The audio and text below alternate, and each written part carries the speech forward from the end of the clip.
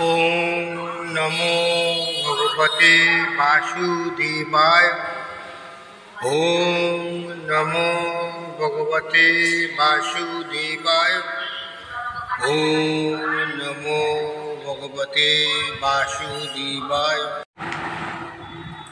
শ্রীমদ্ ভাগবত স্কন্ধ 1 অধ্যায় 2 এবং শ্লোক নাম্বার 3, তার থেকে আমি তাৎপর্য আলোচনা করছি। জড় বিষয়াসক্ত মানুষ যে সুখী হতে পারে না সে সম্বন্ধে তর্ক করে কোনো লাভ নেই। তারা সুখী হতে পারে না, জড় বিষয়াসক্ত মানুষেরা। ভববন্ধনে আবদ্ধ কোনো জীবই, তা সে ব্রহ্মাই হোক অথবা একটা নগণ্য পিপীলিকাই হোক, কখনোই সুখী হতে পারে না। সকলেই সুখী হওয়ার চেষ্টা করে, কিন্তু জড়া প্রকৃতির প্রভাবে সেই প্রচেষ্টা ব্যর্থ হয়। সবাই চেষ্টা করে সুখী হতে, কিন্তু সেই প্রচেষ্টা তাদের ব্যর্থ হয় জড় শক্তির প্রভাবে। তাই জড় জগৎকে বলা হয় ভগবানের সৃষ্টির অন্ধকারাচ্ছন্ন প্রদেশ। তবে জড় বিষয়াসক্ত অসুখী মানুষেরা কেবল সেখান থেকে বেরিয়ে আসার বাসনা করার মাধ্যমে সেখান থেকে বেরিয়ে আসতে পারে। অর্থাৎ যদি কেউ মনে করে যে আমি সেখান থেকে বেরোবো, এই জড় সুখ আমার চাই না, তবেই তা সে বেরিয়ে আসতে পারে, কিন্তু মানুষ তা করে না। দুর্ভাগ্যবশত তারা এত মূর্খ যে তারা সেখান থেকে বেরিয়ে আসতে চায় না। তাই তাদের উটের সঙ্গে তুলনা করা হয়।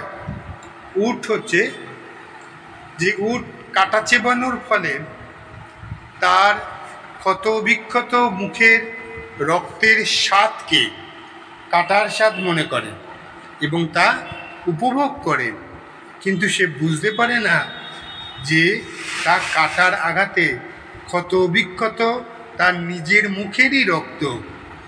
সে নিজের মুখের রক্তকেই কাটার স্বাদ মনে করে এবং কাটা চিবোতে থাকে।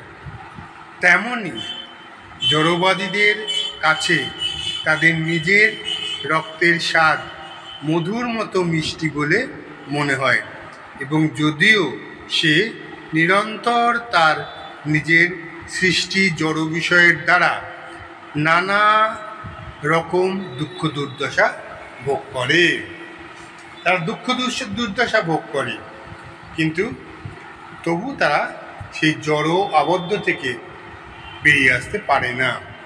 তবুও সে সেখান থেকে বেরিয়ে আসতে চায়ও না। এই ধরনের জড়বাদীদের বলা হয় কর্মী।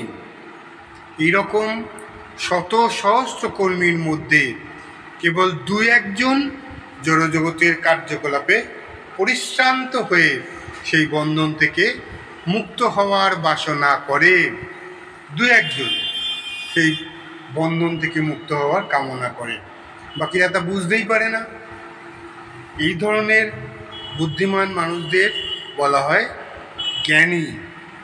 বেদান্ত সূত্র এই ধরনের জ্ঞানীদের জন্যই প্রণয়ন করা হয়েছে। কিন্তু পরমেশ্বর ভগবানের অবতার শ্রীল ব্যাসদেব বুঝতে পেরেছিলেন যে ভবিষ্যতে বিবেকবর্জিত মানুষেরা বেদান্ত সূত্রের অপব্যবহার করবে, এবং তাই তিনি এই বেদান্ত সূত্রের ভাষ্যরূপে ভাগবত পুরাণ প্রণয়ন করেছিলেন। এখানে স্পষ্টভাবে বলা হয়েছে যে শ্রীমদ্ ভাগবত হচ্ছে ব্রহ্মসূত্রের প্রকৃত ভাষ্য। শ্রীল ব্যাসদেব তার পুত্র শ্রীল সুখদেব গোস্বামীকে, যিনি ছিলেন মুক্ত পুরুষ, শ্রীমদ্ ভাগবত দান করেছিলেন। শ্রীল সুখদেব গোস্বামী ব্যক্তিগতভাবে তা উপলব্ধি করেছিলেন, তারপর তা বিশ্লেষণ করেছিলেন। শ্রীল সুখদেব গোস্বামীর করুণার প্রভাবে জড়জগতের বন্ধন থেকে মুক্ত হওয়ার অভিলাষী জীবদের কাছে ভগবত বেদান্ত সূত্র সহজলভ্য হয়েছে। মানুষের ন্যূনতম কর্তব্য: 1. 16 মালা জপ কমপক্ষে এবং প্রতিদিন। 2. আমিষ খাদ্য বর্জন। 3. নেশার দ্রব্য বর্জন। 4. পরস্ত্রী বা অন্য মহিলার প্রতি কুনজর বর্জন। সমস্ত জীবের প্রতি ভালোবাসা।